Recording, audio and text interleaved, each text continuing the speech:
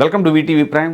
Betting యాప్లు యువతని సర్వనాశనం చేసేస్తున్నాయి. ఈ బెట్టింగ్ యాప్లని సెలబ్రిటీస్ విపరీతంగా ప్రమోట్ చేస్తున్నారు.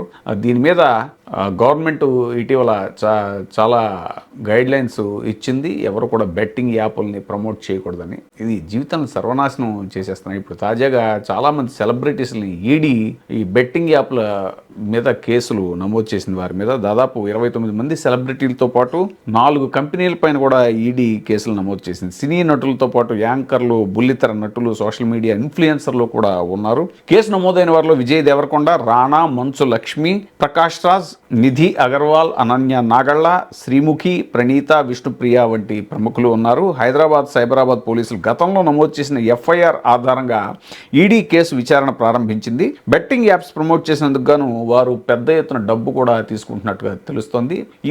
ఇదొక సామాజిక బాధ్యత. సెలబ్రిటీలు ఎంతసేపు ఏదో రకంగా మనీ మేకింగ్ దృష్టితోటి ఉండకుండా ఒక సామాజిక బాధ్యతతో ఉండాలి. ఎందుకంటే వాళ్ళు సోషల్ ఇన్ఫ్లుయెన్సర్లు, వాళ్ళని కొన్ని లక్షల మంది, కోట్ల మంది ఫాలో అవుతారు.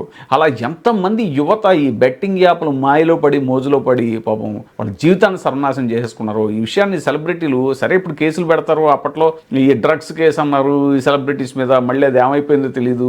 సగం విచారణలోనే అన్ని పక్కెళ్ళిపోతాయి అన్ని. కానీ ఇది ఈ కేసులు, విచారణలు వీటి గురించి కాకుండా ఒక గవర్నమెంట్ ఈ యాక్షను, ఈ లీగల్ యాక్షన్ ఇవన్నీ పక్కన పెడితే సెలబ్రిటీలు వాళ్ళు ఒక స్వీయ నియంత్రణ చేసుకోవాలి, ఒక సామాజిక బాధ్యత కోణంలో దీన్ని ఆలోచించాలి అనేటువంటిది పలువురు విశ్లేషకులు, పరిశీలకులు చెప్తున్నటువంటి విషయం.